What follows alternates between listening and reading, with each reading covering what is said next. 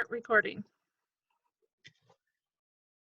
Because all the rest of that we didn't really need anyway, right? Okay, so like I said, we're going to talk about independent and dependent variables, a little bit about hypothesis versus theory. Then we'll talk about some of the learning assignments, and I'm looking at my list here. Then talk about the lab module 1A assignment where you were doing some graphing. And then we'll talk about bonds and Lewis dot structure and a little bit about the lab module that's due.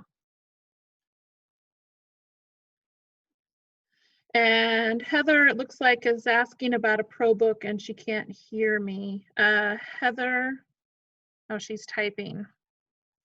I'm going to type her a message really quick.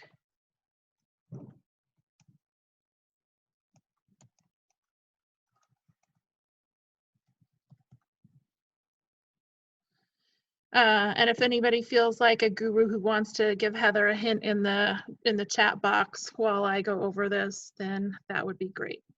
So let's see, I think it's Julian and Katie and Nicole and Phoebe who are showing up, not recorded, but on my small screen, but I can see your faces. You can all hear me? Thumbs up?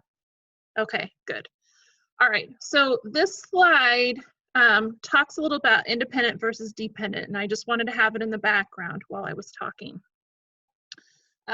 So how do you decide which one is which when you are reading a scenario? Because it's got to be one or the other, at least that's how it would appear. So let me give you a scenario and then we'll talk about it. I can't eat gluten or wheat anymore. I found out about some allergies, and I went to make bread like 2 Christmases ago. So it's been a while since this flop occurred. But I decided I was going to make rolls for my family, and they didn't turn out well. And they tasted awful, and they were flat.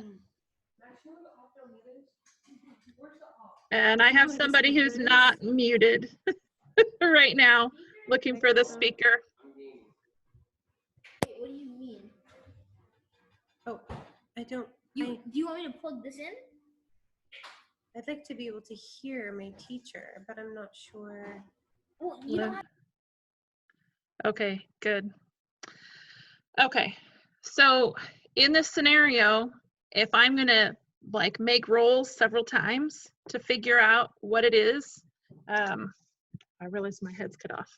If I'm gonna make rolls and try to figure out what it is that made my rolls taste really bad, I would try to replicate this experience, but I would only change one thing at a time, right? And the thing that I'm changing or deciding before about this new scenario, about this time that I'm going to bake bread, that's my independent or manipulated variable. It's the thing I set up or that I decided is going to change from treatment to treatment or from process to process. You know, I guess I could make 10 batches of rolls all at one time and have one thing be different about each of those batches, or I could make them sequentially. Either way, the batches of rolls are basically my treatments or my replicates, and what it is I'm changing about what goes into the recipe would be my independent variable. And then what am I measuring? What's the outcome? Do the rolls rise? Are they tasty? Are they too salty? Do they taste stale? You know, there are all kinds of things about how rolls taste or what we've come to expect. And the things that I'm recording or measuring, those I call my dependent variables. So in this situation, my mom's not really eating flour anymore either. The flour was kind of old, but that just made, you know, that made the rolls maybe not quite as fresh as they could have been. Well, let me tell you what I did. I scalded the milk, which you're supposed to use to warm up so that then the yeast will rise. So it's supposed to have warm milk and butter and sugar and then the yeast uses the sugar and it starts to rise and then you make your dough. Well, I scalded the milk and I thought, I'll just put in extra yeast and it will be fine. It was not fine. It was terrible. And my brother said to me that I didn't know how to bake anymore. And so I thought I'd use this as an example as a scientist because, you know, in the kitchen, it's sort of like doing an experiment every time, right? And you can mess with things a bit. And so the thing that you're changing from time to time, every time you make something, if you change something about it, that's the independent variable. And the different outcomes that you measure are dependent variable. Now, for something to be truly scientific, we'd have to measure more than taste, right? So if I advance here, we went through a couple of these the other day, but let's look at this one, number 2, because I didn't talk about it. And it reads, Sarah is curious about whether plants need day and night to grow. She thinks that if plants are grown under light 24 hours a day, then they will grow faster. She plans to take 3 potted plants and put them outside where they will get night and day. She plans to take a second set of 3 potted plants and put them in a room where the lights will be on all the time. She plans to count the number of leaves the plants have every day for 2 weeks. And the plants receive equal amounts of water and fertilizer, and soil type and seed type is identical. So in this scenario, let's first think about the independent and the dependent variable. So if you want to talk and share your idea, go ahead and turn your microphone on. And who thinks they know what the independent variable is?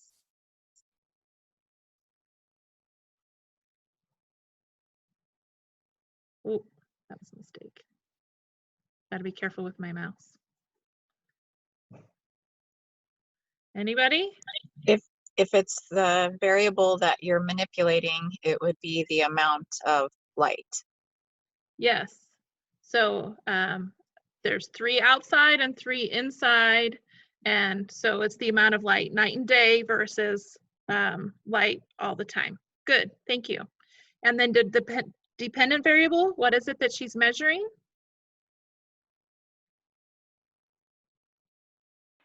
The number of leaves. Absolutely, the number of leaves that the plants have every day for 2 weeks. So this is something that rather than being just a one-off measurement is you know, cumulative. And then what would you think? Compare the group of 3 that are outside to the group of 3 inside.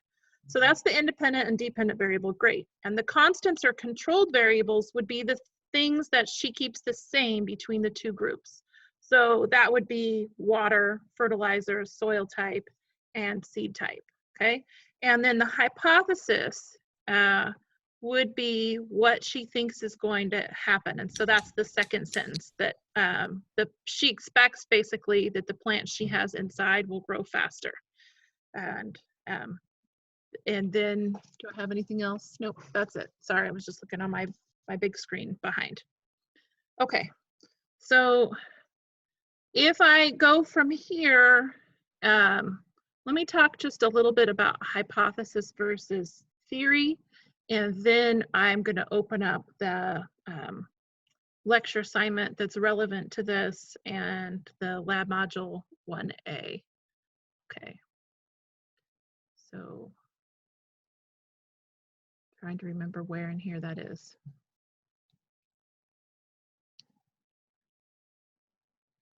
Okay.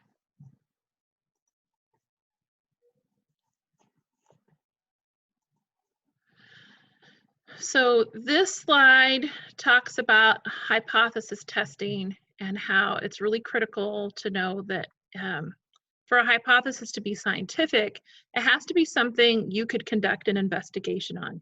You have to be able to test it either by experimentation or by observation, because there are some things we can't really create a model of necessarily. You know, we don't have a whole second Earth to test, but we can create models and we can do observations. And if we have a hypothesis, we not only have to be able to test it, but it has to be falsifiable and it has to be repeatable. So if we have a hypothesis and we design an experiment and we test it and it's supported multiple times over, does that one hypothesis become a theory? It becomes well supported, but if I skip forward a little bit here, a theory is broader than a hypothesis, but it doesn't actually mean that a hypothesis automatically becomes a theory. A theory is more like a group of interconnected hypotheses that have been well tested and substantiated by lots of observation and experimentation over time. And basically, a theory then becomes a broader explanation for a whole bunch of things that we have not only observed to be true, but tested and still found to be true. So often when somebody non-scientific says, I have a theory, they mean they have a possible explanation. And what they really mean is that they have a hypothesis.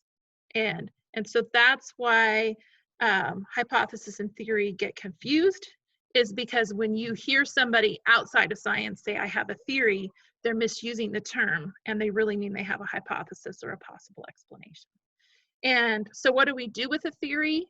Well, it's an overarching explanation for a lot of things that we've done work with. And basically, we can use that theory and say, okay, well, now I want to test an aspect of that theory. I want to learn more about it, or I want to, isolate it better. We can turn a general theory into a specific hypothesis that is testable. And so basically, inductive and deductive reasoning kind of feed one into the other, where when we develop a theory, we are talking about, basically this here, that when we look at inductive reasoning is used in scientific theories, it's taking a whole bunch of singular specific observations and tests and experiments to develop a broad generalization. So when you go from specific to broad, observation to theory, we're doing inductive. And when you take that theory and you isolate a key component of it and you test it further and you design an experiment and you have a prediction, that's deductive reasoning, going from broad to specific. So in the next chapter that we cover, when we talk about cell theory, there's some things that most of us would be like, oh, of course, living things are made of cells, right? And of course, living cells are complex, but how did we get to that point? Well, somebody had to create a microscope and discover the first cells. Then a bunch of scientists had to get together and define exactly what a cell was. And then they had to start looking at things under a microscope and say, this is a cell, this is a cell, this is a cell, this is not a cell, and then describe the characteristics of cells. And then after that, we have a theory of what cells are, and then what happens if we encounter something new that's microscopic? Can we test it against described cell theory?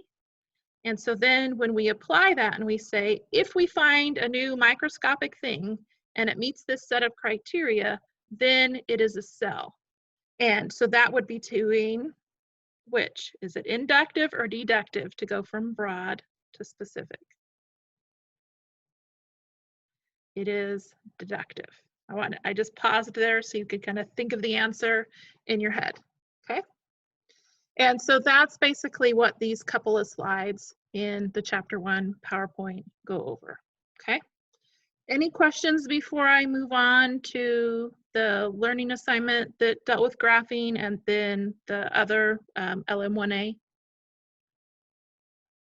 No? Okay.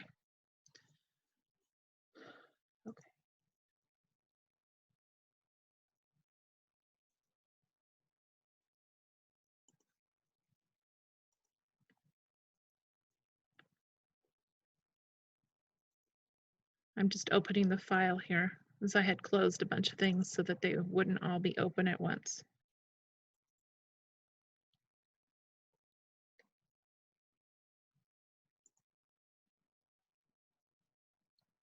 Here we go.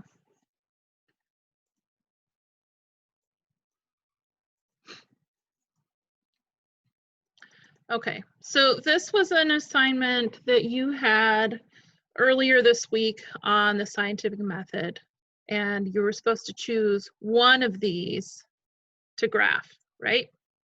And so I had some questions about graphing and about submitting, and I wanted to just go through each of the 3 scenarios just really quickly, like 90 seconds a piece, in case anybody was still struggling with that, and make sure you know how to graph. We okay with that? Yeah? Okay. All right. So the first scenario that you look at is ants digging a tunnel, and there's a total of 10 ant colonies, and 5 are in a room where there's light, and then 5 of the ant colonies in their containers that they had the colonies covered over with black paper so they didn't receive any light. And basically the length of the tunnel was measured every day for a while, and then ultimately we had a final tunnel length at day 21. And you see that here in this chart that we have the light. Oh, it's not going to highlight very well. I'll just highlight the table. You can see the first column is what day, and then the second column is light, and the third column is dark. Now, how would we graph this to see the difference? Because it's done over time, the best kind of graph would be a line graph.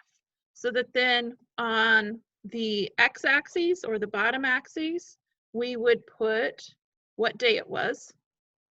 I got to think about this.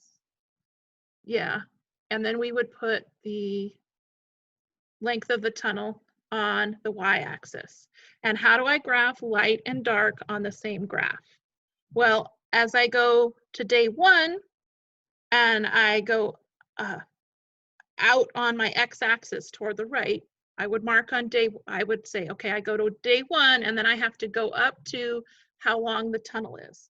And so the length of the tunnel is on my y-axis.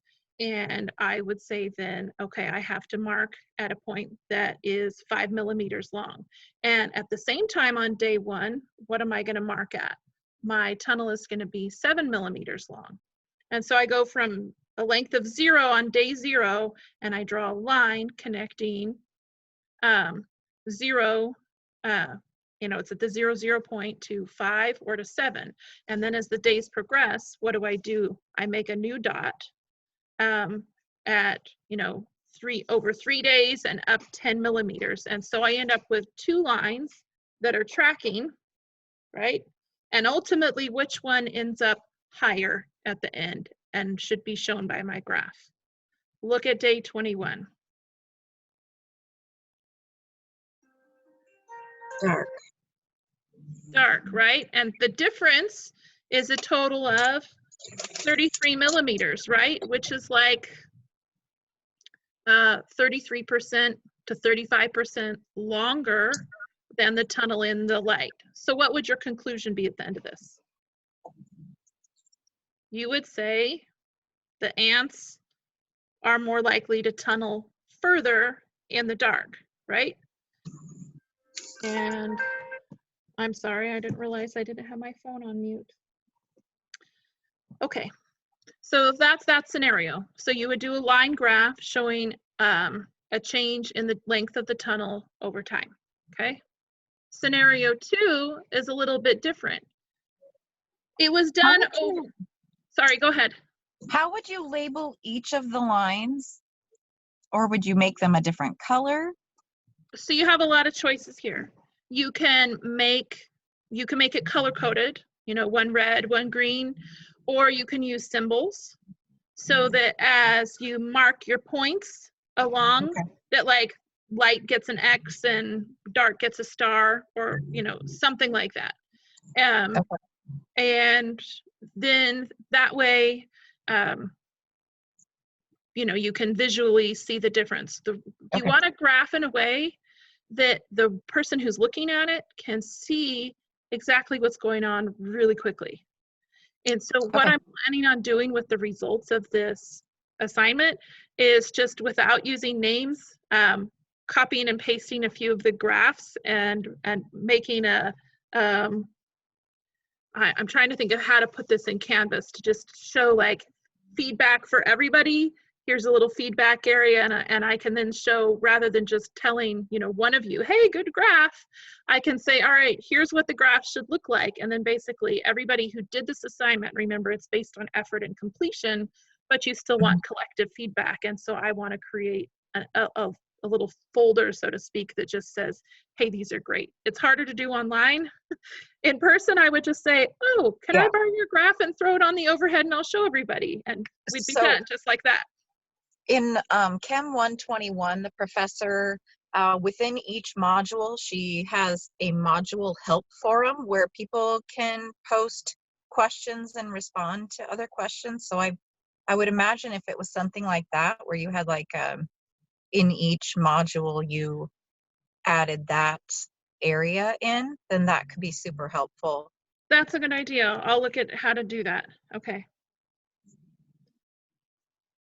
Oh, I have somebody saying it says copy and paste the organizer 3 times. Let's see. What do the directions say for there?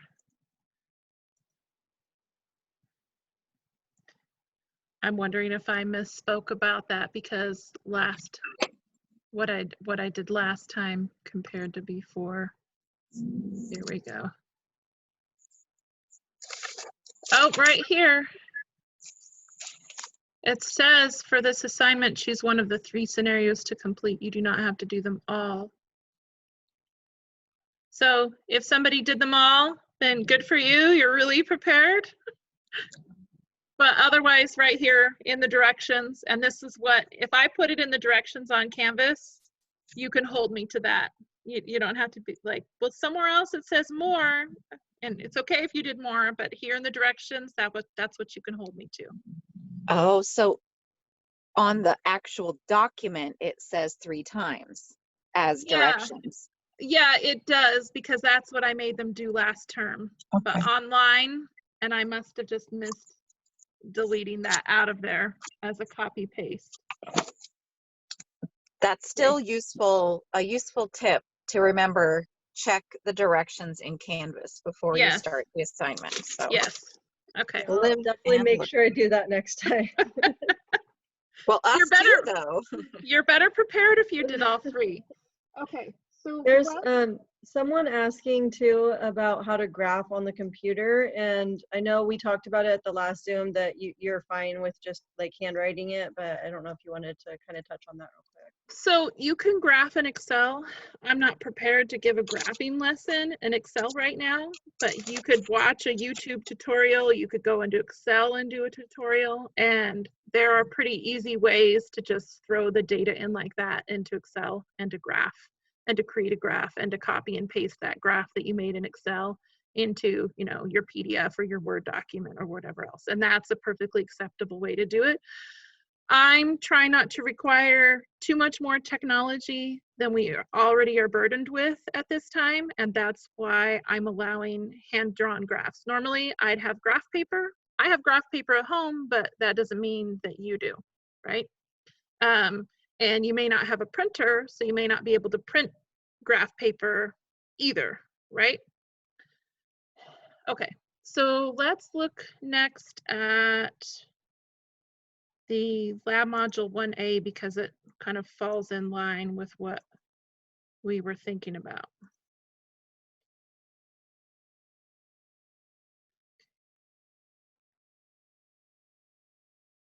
Here we go. Got to open the right file. Okay, does this look right? The one about the dolphins? Talks about dolphins and then tadpoles and then gulls and then shark attacks? Yeah?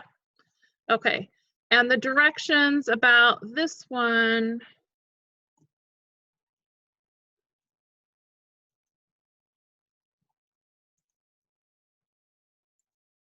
on Canvas, just so I make sure that I don't get myself in trouble again, right?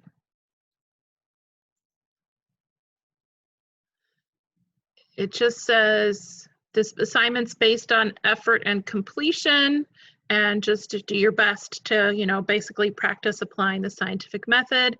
And then there's some videos here about graphing if you are not quite sure about how to graph and, you know, when to, you know, use a certain type of graph.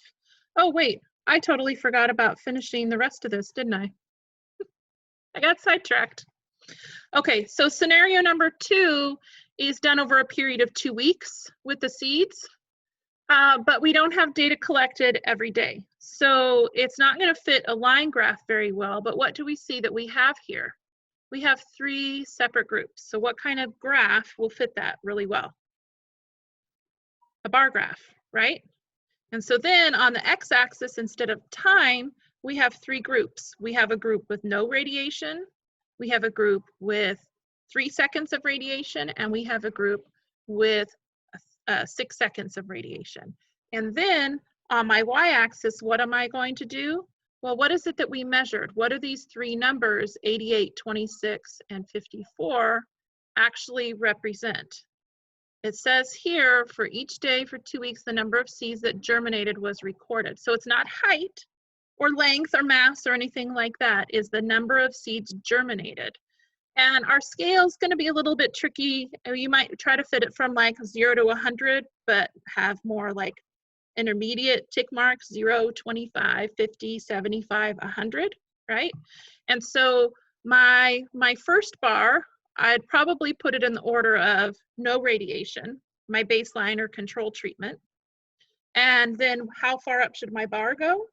My bar should go up to 88, right? On my y-axis that's going from 0 to 100. And then 3 seconds, my bar would go up to 54. And 6 seconds, my bar would go up to 26. So which of these has the smallest bar?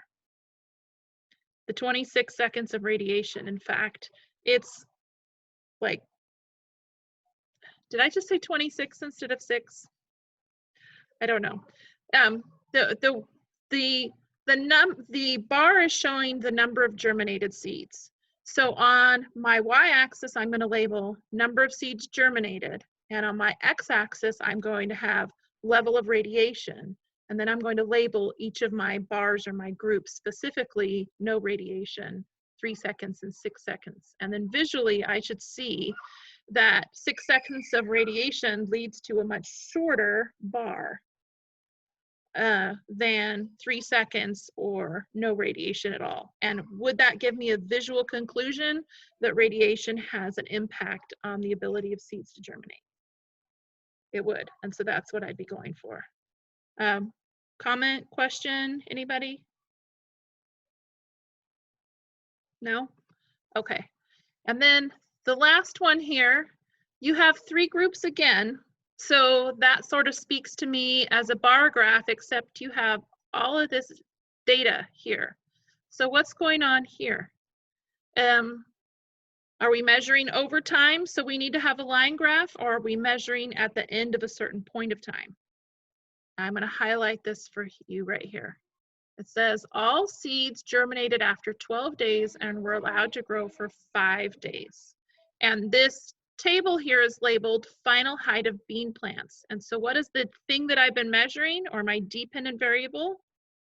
It's the height of the bean plants. And what is different about the treatment groups? That's my independent variable, or the, basically the age of the compost. So, no compost is really 0-month compost, right? And 3-month-old compost is, that's the age, and then 6-month.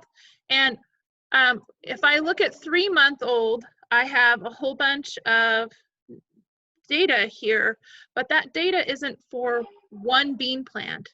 That 7.6 is one bean plant, 5.4 is another, 8.2 is another. So I have a whole bunch of individual replicates within a particular treatment. So there were 30 bean seeds, so I have 30 data points. And how do I compare those data points? Well, I'd take the 10 numbers that I have for 3-month-old compost, add them up and divide by 10. And now I have an average height.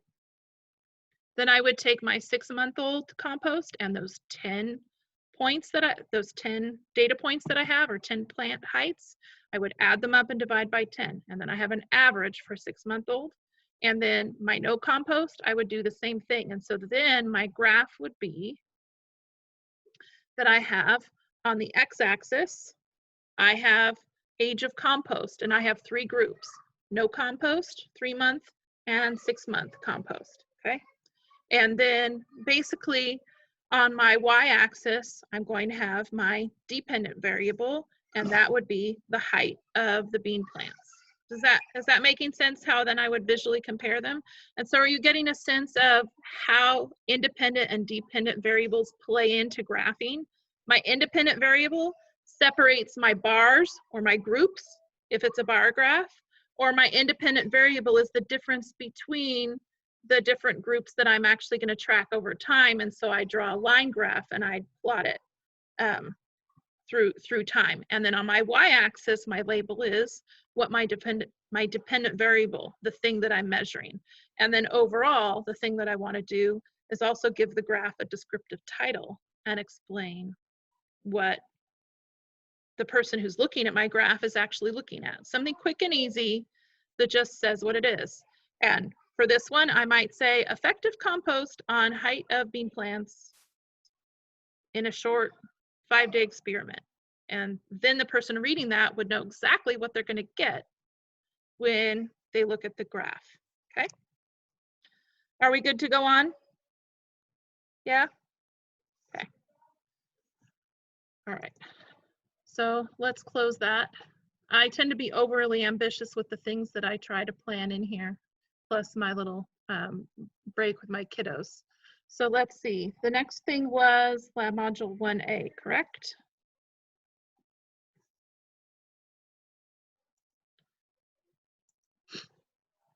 All right. So let me ask you, for those of you who are working on this, do you have any particular questions you need me to cover?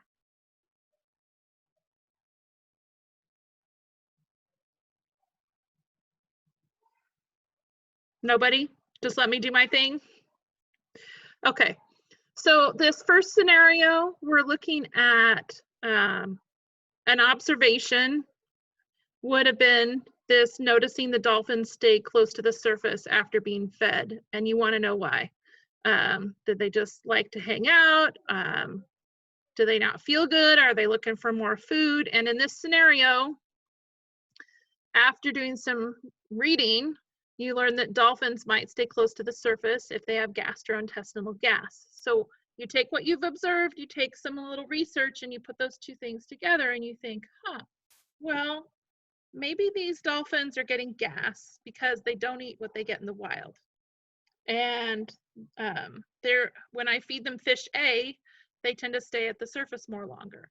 So my hypothesis that I might devise based on the observation and the research would be something along the lines of species A fish causes gas.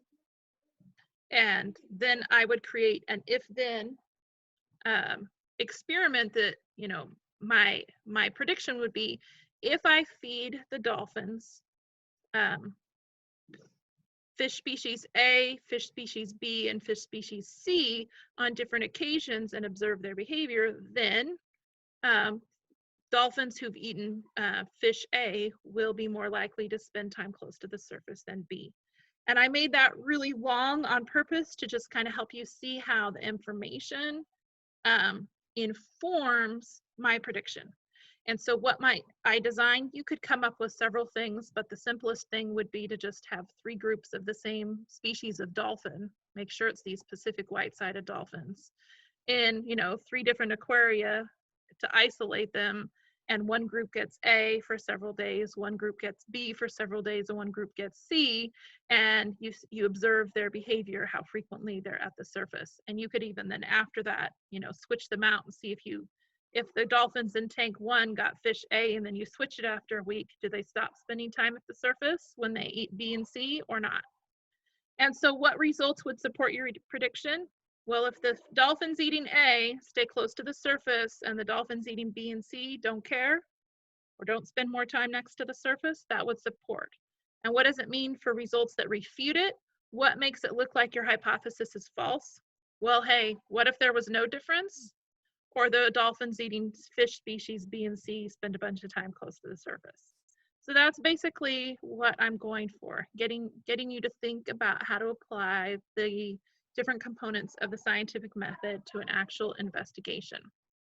I'm gonna skip over to, except for just to tell you to remember here where it says in A, that you want an experimental and a control group, that means you probably don't want to look at predation, water pollution, and ultraviolet radiation all at the same time. You probably just want to look at one of those. And so you would have one tank or container with the tadpoles that gets one of those types of pollution or exposure, and then another tank that doesn't get any of that, where it's all excluded. And so then you could compare those, two tanks of tadpoles and see what happened. Okay, is that all right? Yeah. And again, when I see this assignment come in, I'll make sure that I give some individual and some group feedback. This last one, I've seen a couple of questions emailed to me, and you're just looking at the scenario and trying to figure out what the problem is or the question, identify the variables, and then in order to do analysis, you have to fill in this part of the table here where it says % of eggs taken. And the way that you do that is basically to take the number of eggs taken by predators, 43, and divide it by 69 and multiply by 100. That will give you this first one. And then for the second one, 13 divided by 68 times 100 will give you the % of eggs taken. And then you can compare those outcomes together to answer G, H, and I. Okay. This fourth one is just, it's actual data about shark attacks, and I just want you to think about visual representations and what they tell you. And so I'll take a look here. If you look at this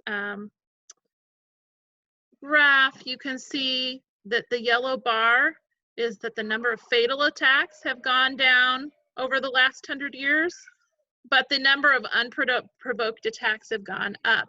And based on the other information that was given, you answer a couple of questions about, what do you think is going on here? So I just want you to look at the data and see what you think that they mean, okay? And then I will post an overall general response after everybody's submitted. And this is basically based on effort and completion as a learning assignment, okay? And I just got an eye of what the clock says. We got started a little bit later than I wanted to here. Can you hear my son making noise in the background? No? Okay, good. Then my headphones are doing the job they're supposed to. He's making truck noises upstairs. That's what you're missing. Okay, so let's talk a little bit about what do you want? Do you want the lab or Lewis dot structure stuff? You might have to unmute to tell me what you want. I would choose lab just to make sure I'm off to the right start in that type of assignment. Yeah, okay. And did you look at the PowerPoint that it has, and also that there are videos that deal with Lewis dot structure and how to do it? So don't bust your brains on learning assignment number 3. Watch the videos, go through the PowerPoint and try it. And then after I see what people turn in, I know sort of what maybe corrective means I need to take going forward, or hints to post, okay? All right, so. I just have something to say. Sure, Phoebe. I've been having a hard time navigating Canvas and finding what you mean by PowerPoints and different things that assignments refer to. Okay. Well, one of the things, did you see my announcement from yesterday about when I stayed up all night thinking I was making everything beautiful and perfect, I was really messing it up behind the scenes? Yeah. Well, what happens if you can see my Canvas is open now? I had this syllabus unlocked because I'd received a big tip that like, oh, students find it really useful. And I thought, oh, well, I'll try it. Well, the syllabus was being built from all the behind the scenes stuff that I didn't know I had to delete. And so then you were able to go through the syllabus to find assignments, and some of them were duplicated. So what I have done is I've made sure that the syllabus is turned off, and basically the way you want to access everything is through the modules. Now, when you first log in, for week 1, what you saw was my welcome homepage, and basically I'm going to turn that off now that week 1 is done, and so that the home page and the modules page will be the same, so that when you log in, you'll be here. Okay. Now, if you finished all the orientation stuff and you don't really need it, what's the best thing to do? Close it. Do you see? And now here's week 1. And I don't have an expected order that you absolutely have to do things in each weekly module, but I've tried to organize it in a way that is a natural progression. And if you look here and you click open the weekly content objectives, that will give you the things that you're supposed to try to get in your head and understand conceptually, at not just a level of memorization, but also being able to explain and analyze them. And so if you click on that, you might want to like open this and like copy and paste it into another document so that you have it for reference, or put it on another tab and just save it for access. Now, if I go back here, the week 1 to-do list, there will be a to-do list at the top of every week, okay? That just reminds you of what is in that color-coded schedule that I had posted, and that I also updated in an announcement to the file attachment last night. And so now basically sequentially, you see this is the PowerPoint, and you see the little paperclip? The paperclip means it's a file. This little thing with the corner folded in, that means that it is a page, meaning it's something I built in Canvas, that if you open it will have information and probably links. And this one says what it is: videos on chapter 1 to help you with characteristics of living things in the scientific method. So if you open it, that's what you're going to see, is all the video links, and you can just click and play those right in Canvas, or you could like right click and follow the link right out if you wanted to watch it external. And when I go back, right under the videos is the discussion for you to like watch a couple videos and post a discussion reflection. And remember, if you miss watching videos and you forget to post, there's enough different discussions that missing here and there won't damage your grade at all, okay? And then if it's got this little rectangle with, it's like a mini pencil or something, those are all assignments, things that I'm expecting you to turn in, not just like, not the discussion is something you're going to type and talk about, and an assignment is something that you're going to have to do. And then and so that's all the stuff for chapter 1. And then, oh, what's the next thing I get to? Well, now I have a PowerPoint for chapter 2, but it's the first part of chapter 2, the Chem review. And oh, since 2.1 videos are right below, what does that tell me it's going to deal with? 2.1.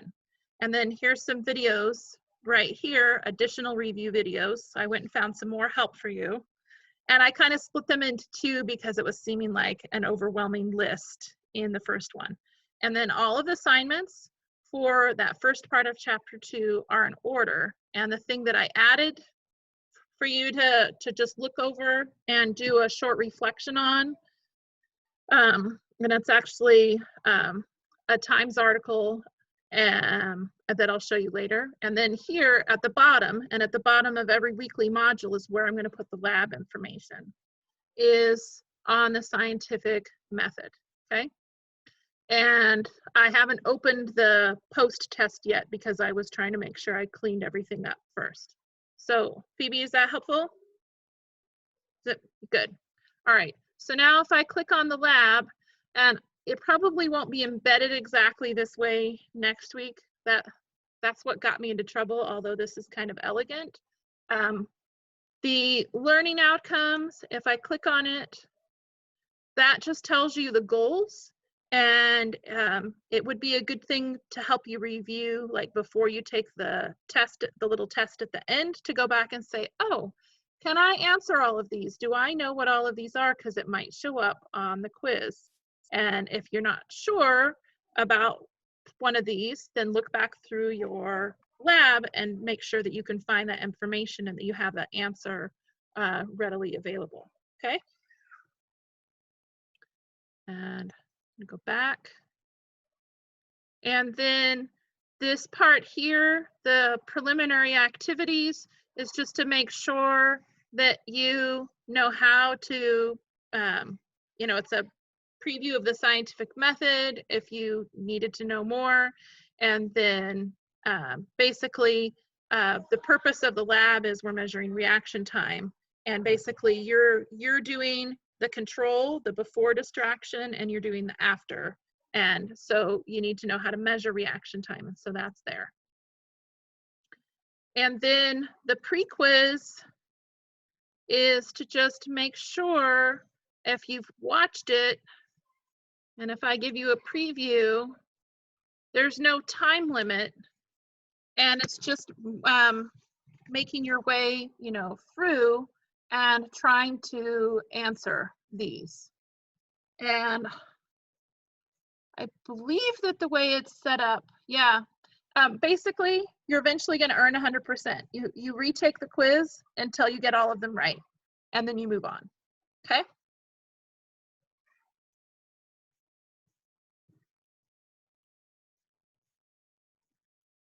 Back one more. Okay, so this is where I think people might need maybe the most instruction here. Normally, this part of the lab, we would have gotten done in about 30 minutes in lab together in lab groups, but we had to modify things to get it done at home. And I have a data set that is from a whole class that shows the before and after reaction time. And what I was thinking of doing was posting that data set and saying, if there's anybody who doesn't have the materials or who is by themselves, because some of you might be like truly isolated right now, or you don't even have somebody with you, that you could use that lab data. And so I located it yesterday. I just was going to put it up after the meeting today. Would that be useful to see the sample class data? Yeah, okay. So just going to tell it I maybe want to edit here. I'm going to make this a little bit bigger. Okay, so the introduction just and the learning outcomes, just basically, where do you think that very first part came from? The learning outcomes from right here were just copied and pasted onto that page in Canvas, okay? And then the preliminary activities, those are the videos that were under preliminary activities. So if you've already done those, you just basically fast forward. And then there was the video that showed, hey, how do you do the drop stick test? And basically what you need is something that is long, a broomstick handle with the broom taken off, a ruler, like a meter stick, something that you could drop that could pass through your hand, right? And if you have a ruler that measures in centimeters, then you can mark it out correctly, the length in centimeters. You could put a piece of masking tape on it all the way down, or, you know, you could mark with a pencil, you could mark with a Sharpie if you feel like decorating, right? And you just want to be able to measure distances. And there's a printable ruler link if you didn't have a ruler, where you could actually print one on a piece of paper.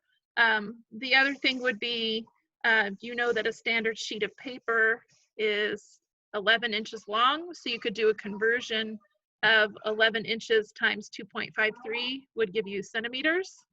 And then you could measure like with paper, but it would just be more approximate, right? And basically what you want, 1 second, kids, 10 more minutes, go back in the room and play. Thank you. They're ready to be done just like you. We'll be done in a couple minutes. So, well, okay, it's not a ruler, it's my daughter's popper. Or I could go grab a broom, but basically I would mark the length of this, right?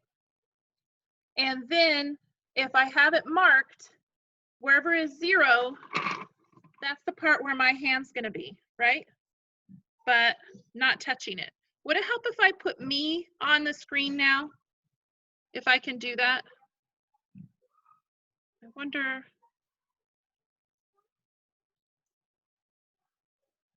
how I can make me, just me.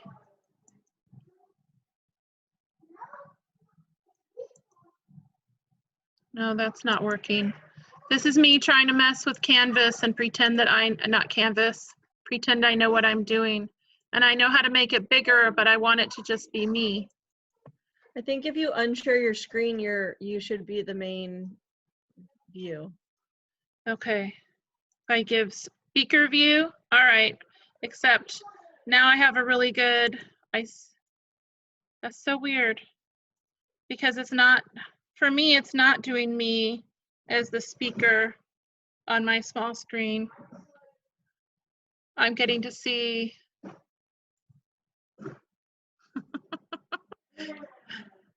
For some reason, it's giving me Nicole.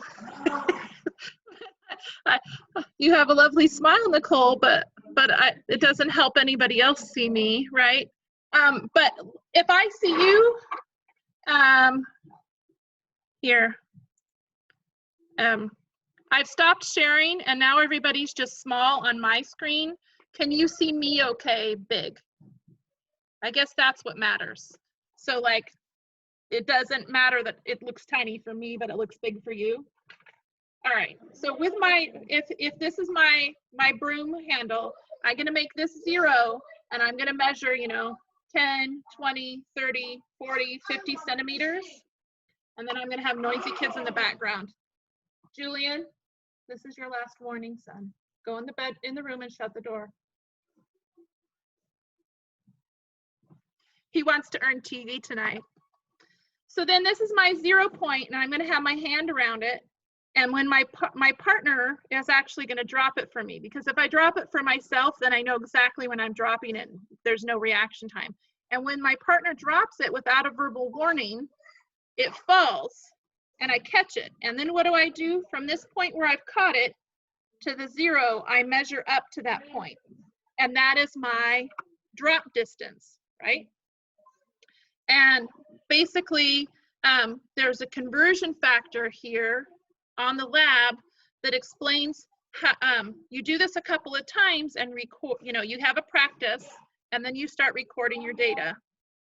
And then after that, you average those two values together and then you convert your drop distance to reaction time. Now, somebody's heading for a timeout because they're not listening. So after I do that, I'm going to record my reaction time on the table. And the reason we have to go from distance to reaction time is because I can't start and stop a timer fast enough to have the reaction time be meaningful. So I convert the distance to time, and then the thing that I graph is the time only. And so what I will post is I'll post my table showing you that from my class data from a couple of terms ago, how that worked, how I took the drop distance 1 and 2, averaged them, and created an average reaction time for those. And so then you have that baseline without a distraction. So you have one data table filled in. And 1 second.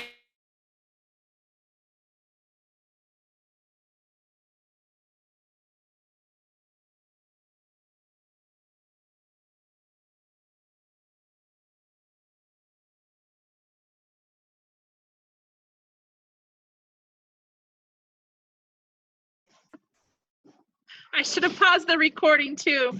Now there's just gonna be a funny pause. They were threatened with a 30-minute timeout. I wish somebody would send me to my room for 30 minutes, then I'd take a nap, right? Isn't that what everybody would do? Okay, so basically, after you have that data, if I share my screen again,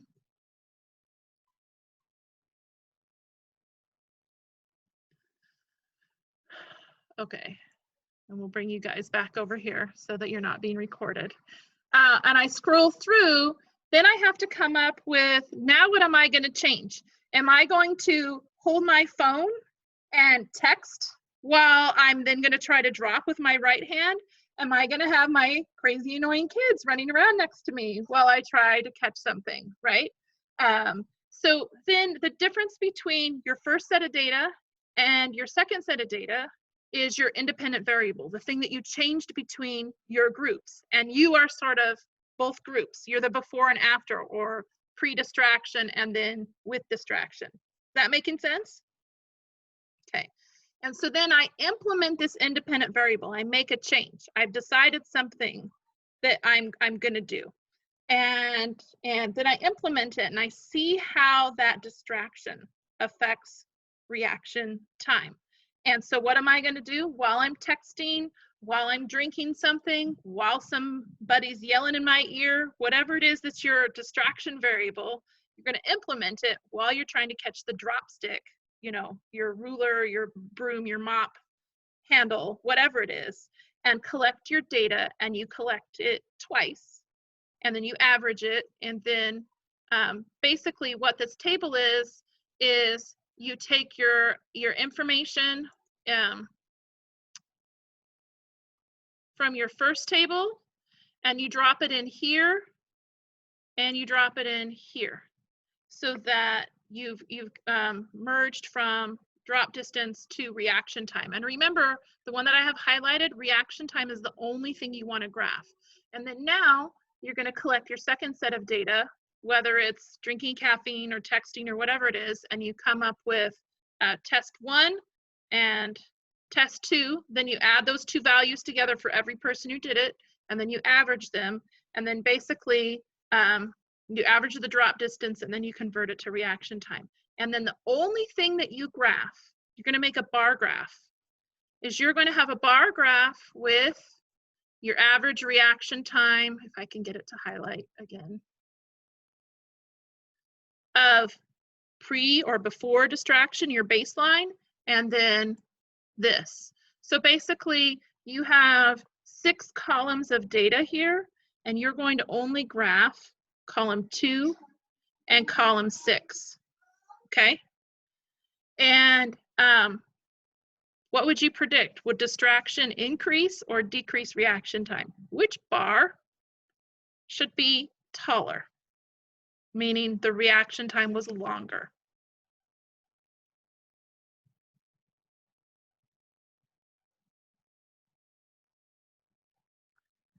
And then you basically have to assess, did your hypothesis get supported, as in if you thought distraction would decrease reaction time, did you actually find that, or was it the opposite? And that's what you do with, you know, you graph the data, and then so what I'm thinking about is giving the class data set, and if you're unable to collect your own data, then you'd basically pull that in as your own, but you're still going to need to do the graphing. Okay? And so here I have my graph paper. What do I put down on the x-axis? I would put my 2 bars. And this is where I really need a whiteboard. Because if I had a whiteboard, I would just create, oh, I know we have a whiteboard in here, but I haven't figured out how to use it yet. But I would just graph this where I have 2 bars. One where it's my baseline without distraction, and one that is my with distraction. So you would do that if you have 1 person, if you have 5 people, if you have 50 people with your data set. If you have more than 1 person, you just average the reaction times for before versus the reaction times after. And so then your x-axis is just your 2 groups, and your y-axis is the reaction time with the appropriate units. Is that helpful? Okay. Do you have any other question about that I could? One, just to clarify, so like if they're holding, they're not actually touching the broomstick or the thing, and then do you tell them when you're dropping it, or do you? No, you don't tell them, and they don't hold it, and in the directions it says 2 to 5 seconds. So you don't say ready, go, because that primes them. Okay. It's basically, they're supposed to be paying attention, and then you let it go, and however far it drops, that's their reaction time. And so you mark from the years, and if they were touching it, then they have a tactile cue. And so we're trying to avoid having that. But that was a great question. Okay. In class, we talk about starting at, see where my hand is? It cracks me up that I'm using a popper, but, and then see where my hand is. Make sure that where you start with your hand, that if you're gonna have your hand be like this, and this is 0, that you measure from the bottom of your hand to the bottom of your hand, right? As opposed to from the bottom of my hand to the top. Just go from bottom to bottom, or see where my hand is. Oh, maybe I need to stop the share. And then you see me. Okay. So whatever point you start on is the point you want to end on. Yeah, so if this is my 0 and it's the top of my hand and it drops, then I measure from the 0 to the top of my hand. Okay. If I use the bottom, I go from bottom to bottom. And just for your data set, be consistent. I'm not going to try to compare across 60 labs that were submitted. We worry more about that exact standard if we're in lab together, but we're not. Okay, other questions? You're all looking forward to marking a kid's popper to do this, right? I wasn't thinking about getting the broom out of the closet, but anyway. Okay, so we're clear with how to finish the rest of the weekly module, and that all the rest of the weekly modules are going to be set up that way. Okay. Monday or Tuesday, would a Monday evening that's like 8 to 9 or a 3 to 4 on Tuesday, does anybody have a preference? I'm thinking people are going to be trying to turn stuff in on Monday night because I bumped things back, and that maybe I should just wait until Tuesday for another Zoom meeting. Yeah. Okay. I might just have Monday open as a step in and out as you wish, as like a Q&A office hour, so that if you're working on stuff and trying to get it done, that I'm just there and you can step in and ask me a question and then step out, and I just wouldn't record anything. How's that sound? Good? Okay. Do you want me to explain the coronavirus assignment I just posted, or do you feel like the directions are pretty clear and there's just 2 things that I want you to read, and then you write a reflection where you're trying to describe to somebody about a virus and what you think, and it's based on answering some questions that you earn the points. Are we good? Yeah. So if you look it over and you have any questions, just ask me. And I'm going to have some fun seeing how crazy this recording was. Thank you, everybody. And if you have a question and you want to hang out for a second, I'll wait and see if anybody has a question before I end the meeting. Otherwise, you're free to go. Bye.